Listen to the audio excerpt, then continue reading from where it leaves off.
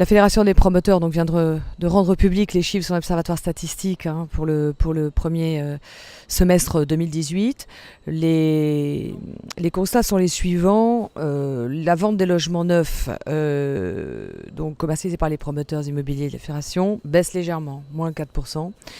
Mais elle reste à un niveau élevé puisqu'on est au-dessus du volume de 70 000 logements, ce qui reste tout à fait satisfaisant et comparable au premier semestre de l'année 2016 et au premier semestre de l'année 2017. C'est ce qu'il faut retenir sur ces réservations. On voit que l'activité reste soutenue et que les ventes aux accédants sont plutôt bien orientées, à plus 5,6%. En revanche, les ventes en bloc et les ventes aux investisseurs fléchissent dans un contexte d'incertitude qui est lié effectivement à un certain nombre de mesures qui sont en train de se mettre en place et sur lesquelles on n'était pas encore fixé.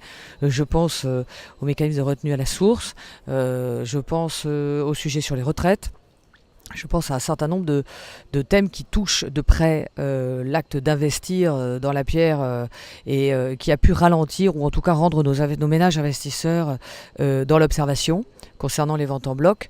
Il s'agit plutôt des conséquences de la loi de finances 2018 liées à la réforme du monde HLM qui fait que les deals entre les promoteurs privés et les bailleurs sociaux ne se sont pas tellement conclus au premier semestre, ou en tout cas un peu moins.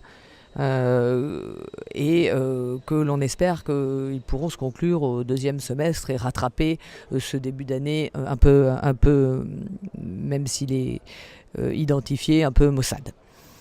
Donc face à cette demande qui est globalement forte, vous l'aurez compris, on a quand même une offre en revanche qui reste assez contrainte. Et on voit l'indicateur des mises en vente de logements baisser assez fortement, puisqu'on est sur moins 12% pour le second trimestre consécutif. On était à moins 14% pour le premier trimestre, donc c'est assez important et il est urgent que la conclusion de la loi Elan puisse permettre de libérer davantage et plus vite la construction et mieux satisfaire finalement la volonté des ménages de se loger dans le neuf. Cette offre, on la voit un peu tendue parce que certaines métropoles en France sont tombées largement en dessous du délai d'écoulement de 10 mois, ce qui